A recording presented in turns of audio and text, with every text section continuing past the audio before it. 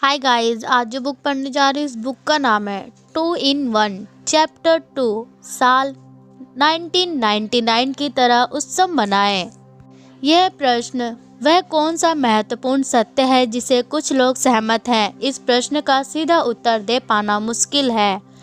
सीधे उत्तर दें। शुरुआत से शुरू करना आसान हो सकता है। क्या सभी पर सहमत हैं? व्यक्ति में काम करने के प्रति पागलपन दुर्लभ है, लेकिन समूहों, पार्टियों, राष्ट्रों में ये नियम की तरह काम करता है। नीत्शे से पागल होने से पहले लिखा था कि यदि आप एक भ्रमपूर्ण लोकप्रिय धारणा की पहचान कर सकते हैं तो आप इसके पीछे छिपी हुई चीज़ों को पा सकते हैं। विरोधाभासी सत्य। एक प्रारंभिक सत्य पर विचार करें। कंपनियां पैसे कमाने के लिए बनी हैं, इसे खोने के लिए नहीं। यह सोचकर स्पष्ट रखनी चाहिए, लेकिन 1990 के उत्तरार्ध में कई लोगों के लिए यह इतना स्पष्ट नहीं था, जब तक कि किसी का भी उज्जवल भविष्य के लिए किया गया निवेश पूरी तरह से डूब नहीं गया। नई अर्थव्यवस्था के प्रारंभिक ज्ञान अधिकारित स्वीकारित मत है कि छोटे छोटे लाभ पैदा सैनिकों की तरह लाभदायक होते हैं।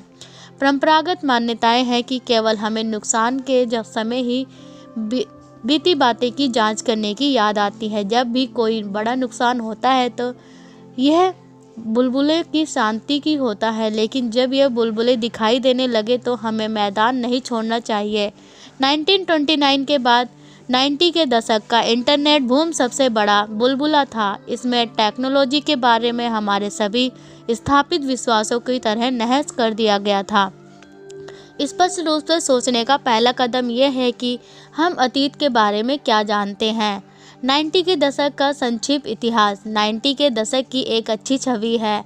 हम इसे एक समृद्ध आशावादी दशक के रूप में याद करते हैं, जो इंटरनेट बूम के साथ समाप्त हुआ, लेकिन कई वर्ष तक यह हमारे अवसाद का कारण बना रहा। 18 महीने के .com सदमे में कारण हम एक दशक तक वैश्विक संदर्भ से दूर ही रहे थे। नंबर 89 में बर्लिन की दीवार हटने के साथ 90 के दशक की शुरुआत उल्लास के हुई।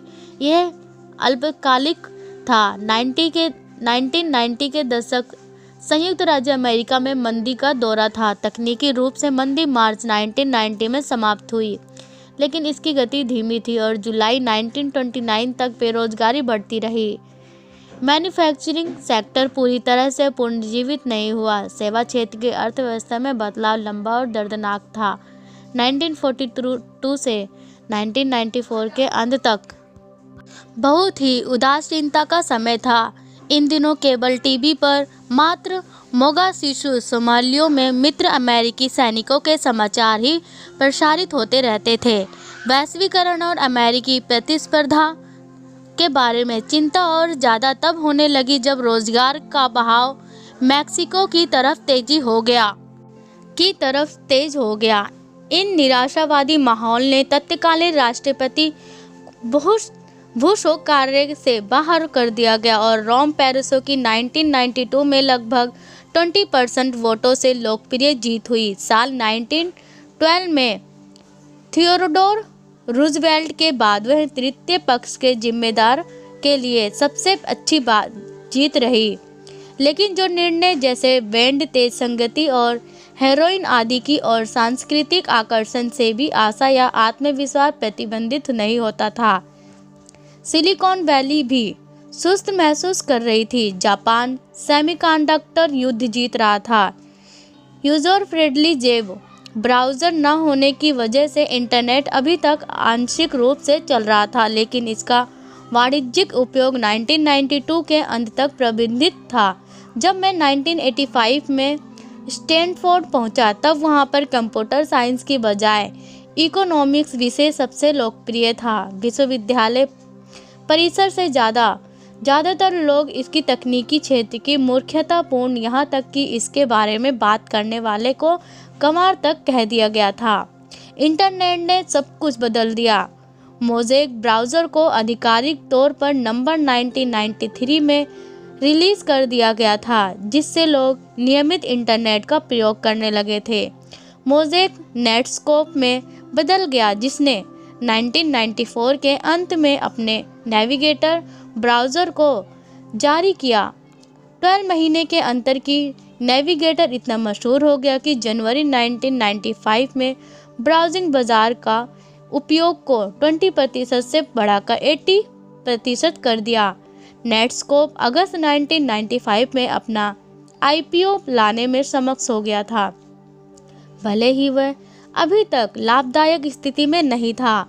5 महीने में ही नेटस्कोप के शेयर का स्टॉक भाव $28 से $174 प्रति शेयर तक बढ़ गया था। अन्य तकनीकी कंपनियां भी तेजी से बढ़ रही थी। याहू अप्रैल 1996 में $848 मिलियन की वैल्यूएशन के साथ सार्वजनिक हो गया। अमेज़न की कीमत मई 97 में $438 मिलियन थी। 98 के वसंत तक प्रत्येक कंपनी के शेयरों की कीमत चौगुनी से भी अधिक थी। अनेक मार्केट क्रिटिक्स से गैर इंटरनेट कंपनी के मुकाबले इंटरनेट कंपनियों की कमाई और राजस्व के गुणों पर सबसे ज़्यादा सवाल उठाया। अब यह निष्कर्ष निकालना आसान था कि बाजार पागल हो गया था। निष्कर्ष समझ में आया, लेकिन गलत समय पर। दिसंबर 96 में बुलबुले फटने में 3 साल पहले फेड चेयरमैन एल ग्रीनस्पेन ने चेतावनी दी कि अनावश्यक रूप से बढ़ी हुई एसेट वैल्यू तर्कहीन अधिकता को हो सकती है। टेक्नोलॉजी के निवेशक उत्साह में से, लेकिन यह स्पष्ट नहीं था कि वे कितने तर्कहीन थे। ये जानना बहुत आसान है कि उस समय बाकी दुनिया में चीज़ें बहुत अच्छी तरह से नहीं चल रही थी। पूर्वी एशियाई वित्तीय संकट जुलाई 1997 में आया। कठिन पूंजीवासी और भारी विदेशी कर्ज ने थाई, इंडोनेशिया और दक्षिण कोरिया अर्थव्यवस्था को उनके घुटनों के बल बैठा दिया था। अगस्त 2008 में रूबल संकट उभरकर सामने आया, जब रूस ने पुराने राजकोषीय घाटे की छेड़छाड़ की। उसने अपनी मुद्रा को घटा दिया और उसने कर्ज समय पर न चुकाने के कारण डिफॉल्टर हो गया। अमेरिकी निवेशक पूरी तरह से बर्बाद अर्थशास्त्र को लेकर डरे हुए थे। डाउ जोन्स औद्योगिकी सूचकांक औसत दिनों के मुकाबले 10% से भी अधिक गिर गया। लोगों का चिंतन होना स्वाभाविक था। रूबल संकट के कारण लॉन्ग टर्म कैपिटल मैनेजमेंट एक अत्यधिक leverage user hand fund system में आया। 1998 के उत्तरार्ध में LTMC $4.6 बिलियन बचाने में कामयाब रहा। आपदा को रोकने के प्रयास किए, यूरोप के बेहतर तरीके से मैनेज नहीं कर पाया था। जनवरी 1999 में बड़ी संदेह उदासीनता के समय यूरोपो को लॉन्च किया गया। यूरो की कीमत अपने जन्म यानी व्यापार के पहले दिन $1.9 हो गई थी, लेकिन 2 साल के भीतर यह $0.83 कर रहा गया था। साल 2000 में मध्य में G7 केंद्रीय बैंकरों को इसे मल्टी-बिलियन डॉलर के हस्तक्षेप के साथ आगे बढ़ाना पड़ा। तो दिसंबर 1998 में शुरू होने वाले अल्पकालिक डॉट-कॉम बूम की पृष्ठभूमि एक ऐसी दुनिया में जिसमें कुछ भी काम नहीं कर रहा था। पुराने अर्थव्यवस्था वैश्वीकरण की चुनौतियों का सामना नहीं कर रही थी। काम करने के लिए कुछ जरूरी था, और वह भी बड़े पैमाने पर काम करने के लिए। भविष्य सभी के लिए बेहतर होगा। अप्रत्यक्ष प्रमाण से इंटरनेट की नई अर्थव्यवस्था आगे के लिए एकमात्र रास्ता था। बूम दिसंबर 1998 से मार्च 2000। दिसंबर 1998 से मार्च 2000 तक केवल 18 महीने तक ही .com उल्ला पागलपन के स्तर तक था। वह एक सिलिकॉन वैली सोने की तोड़ थी। हर जगह पैसा था और उत्साहजनक लोगों की कोई कमी नहीं थी। हर हफ्ते दर्जनों नए स्टार्टअप ने सबसे भव्य लॉन्च पार्टी देने की प्रतिस्पर्धा की, लेकिन पेपर करोड़पति हजारों डॉलर की डिनरों में बिलों के रेक करेंगे और अपने स्टार्टअप के शेयरों के साथ भुगतान करने का प्रयास करेंगे। कभी कभी ये भी काम कर जाता है। लोगों के झुंड बड़ी पगार वाली अच्छी नौकरियां छोड़ स्टार्टअप में शामिल हो गए थे। एकमात्र छात्र जो पता था कि 1990 में 6 अलग अलग कंपनियों को चला रहा था। स्थानांतरण होने के बाद एक बार में आधे दर्जन कंपनियों को शुरू करने के लिए अपना माना जाता है, लेकिन 19 के उत्तरार्ध में लोग विश्वास कर सकते हैं कि यह एक विजेता उद्यमी था। सभी को यह पता होना चाहिए था कि बूम अस्थिर था। सबसे अधिक सफल कंपनियां एक तरह के एंटी बिजनेस मॉडल को गले लगाने लगती थी जहां वे पैसे खो देते थे। Pump boom. जब मैं 1999 में पेपल चला रहा था तो मैंने अपने कामों से डर गया था, इसलिए नहीं कि अपनी कंपनी की विश्वास नहीं करता था, लेकिन ऐसा लग रहा था कि यहाँ पर कोई हार की किसी भी विश्वास करने को तैयार था। जहाँ भी मैंने देखा लोग कंपनी शुरू कर रहे थे और कंपनियों को बंद कर रहे थे। एक परिचित व्यक्ति ने मुझे बताया कि कैसे उसने अपनी कंपनी की शुरुआत करने से पहले अपने बेडरूम में आईपीओ को योजना बनाई थी। उसे ये बिल्कुल भी अजीब नहीं लगा। इस तरह के वातावरण में सैद्धांतिक रूप से अभिनय करना उनकी लग रहा था। कम से कम पेपल के पास एक उपयुक्त बड़ा मिशन था। अब अमेरिकी डॉलर की जगह एक नई इंटरनेट मुद्रा बनाना चाहते थे। हमारा पहला उत्पादन लोगों को एक दूसरे में पैसा भेजना था। इस विचार को 1999 के 10 सबसे खराब व्यावसायिक विचारों में से एक चुना। हालांकि पत्रकारों को छोड़कर उस उत्पाद के लिए किसी का भी कोई उपयोग नहीं था। पाम अब भी लोकप्रिय ही था। इसकी जगह ईमेल पहले से ज़्यादा प्रचलन में था, इसलिए हमने ईमेल के द्वारा पैसे भेजने और प्राप्त करने का एक तरीका अपनाने का फैसला किया। 1999 के अंत तक हमारे ईमेल को भुगतान के उत्पाद ने अच्छी तरह से काम करना शुरू कर दिया था। कोई भी हमारी वेबसाइट पर लॉग इन कर सकता है और आसानी से पैसे ट्रांसफ़र कर सकता है, लेकिन हमारे पास पर्याप्त ग्राहक नहीं थे। विकास धीमा था और खर्च बढ़ गए। पेपल के काम करने के लिए हमें कम से कम 10 लाख उपयोगकर्ताओं के वॉल्यूम को अपनी ओर आकर्षित करने की आवश्यकता थी। अगर विज्ञापन किया जाए तो इसकी लागत कमाई से ज़्यादा थी। बड़े बैंकों के साथ करार प्रभावी नहीं हो रहे थे, इसलिए हमने लोगों को साइन अप करने के बदले में कुछ भुगतान देने का फैसला किया। हमने नए ग्राहकों को शामिल होने के लिए $10 दिए और जब भी उन्होंने किसी मित्र को साइन अप करवाया तो हमने उन्हें रेफर के तौर पर $10 और दिए। इससे हमें सैकड़ों हजार नए ग्राहकों मिले जिनकी वृद्धि दर गुणात्मक हुई। बेशक इस तरह से ग्राहक बनाने की रणनीति अपने आप में खर्चीली व असुरक्षित थी। जब आप लोगों को अपने ग्राहक बनाने में रूप में भुगतान करते हैं तब गुणवत्ता वृद्धि के साथ साथ आप अपनी संचालन लागत को भी बढ़ा सकते हैं। उस समय वह असामान्य लागत सामान्य थी, लेकिन हमने सोचा कि हमारी बड़ी लागतें कम थी। एक बड़े कस्टमर आधार के बाद पेपल ने ग्राहकों के लेन देन पर भी छोटा सा शुल्क लगाकर अपने लाभ के लिए एक आसान व बेहतरीन रास्ता निकाला था। हम जानते हैं कि हमें लक्ष्य तक पहुंचने के लिए अधिक धनराशि की आवश्यकता होगी। हम यह भी जानते हैं कि बूम खत्म हो रहा है, चूँकि हम अपने आने वाले समय में व्यवसाय के जारी रखने के लिए अपने मिशन में निवेशन के विश्वास की अपेक्षा नहीं कर सकते हैं। इसलिए हम धन जुटाने के लिए तेजी से काम कर रहे थे। 16 फरवरी 2000 को वॉल स्ट्रीट जर्नल के हमारे वायरल विकास की सराहना करते हुए एक कहानी सुनाई। इन्वेस्टर्स को सुझाव दिया गया कि पेपल की कीमत $500 मिलियन के पार थी। हमने अगले महीनों $100 मिलियन जुटाए। हमारे मुख्य निवेशकों ने जर्नल के मूल्यांकन को आधारिक रूप से स्वीकार कर लिया।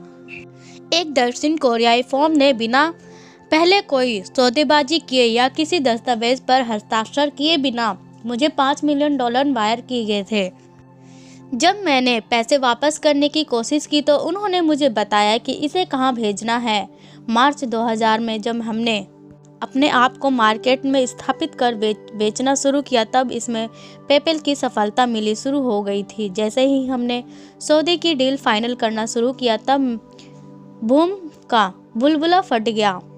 सीखी नास्दाक मार्च 2000 के माध्यम में हमने चरम सूचकांक 5048 पर पहुंच गया और फिर अप्रैल के माध्यम में यही सूचकांक 3321 तक गिर गया। जब अक्टूबर 2002 में यह सूचकांक 1114 पर पहुंच गया तब देश ने 19 के दशक के तकनीकी आशावाद के खिलाफ किए गए बाजार के पतन की व्याख्या को सही माना गया। कार्नुकोपियन उम्मीद के नुकसान अनुसार के इस युग को मोर्च लालच के युग का पुनः लेबल लगा दिया गया था और इसे स्थायी माना गया था।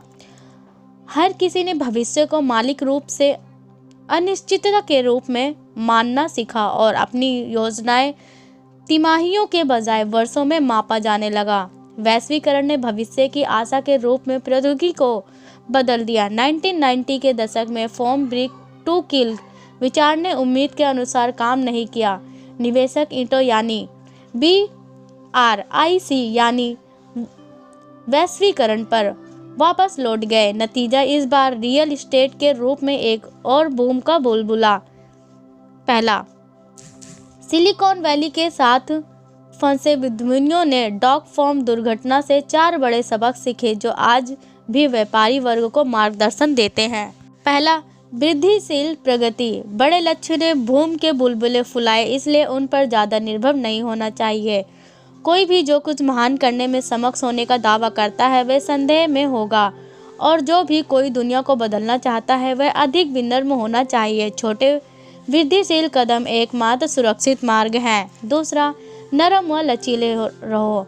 सभी कंपनियों को हर समय लचीला होना चाहिए। आपको पता नहीं होता कि आपका व्यवसाय क्या करेगा और योजना बनाना थका हुआ कठिन है। इसके बजाय आपको चीज़ों की पुनरावृत्ति करने की कोशिश करनी चाहिए और विध्वंसशीलता को जीरो से शुरू करना चाहिए।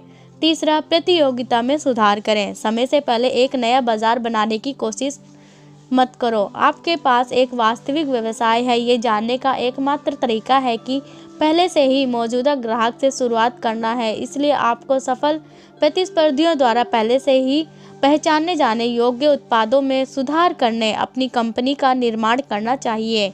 चौथा, उत्पाद पर ध्यान केंद्रित करें, बिक्री पर नहीं।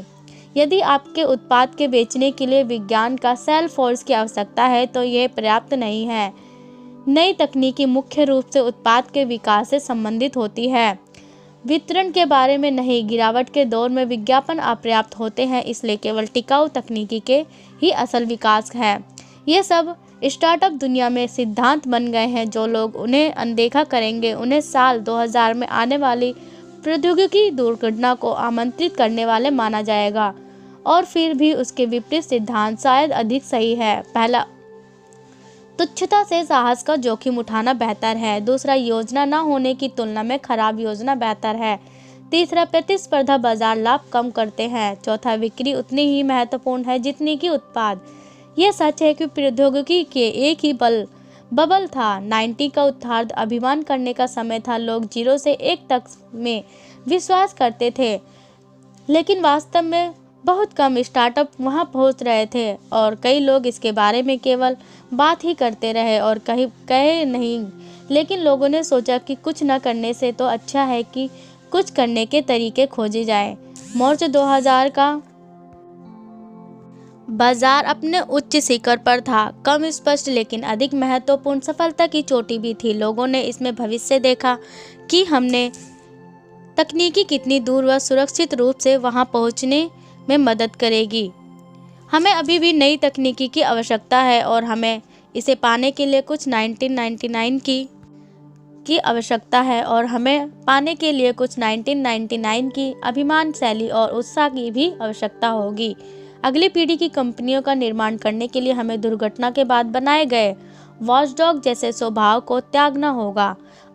इसका मतलब ये नहीं है कि विपरीत विचार स्वचालित रूप से सत्य है। इसके लिए बजाय खुद से पूछें, व्यवसाय के बारे में आप जो कुछ जानते हैं वह पिछली गलतियों के गलत प्रतिक्रियाओं के रूप में आकार लेते हैं। अभी तक का सारा यह है कि हमेशा भीड़ का विरोध नहीं करना चाहिए बल्कि खुद के लिए भी सोचना चाहिए।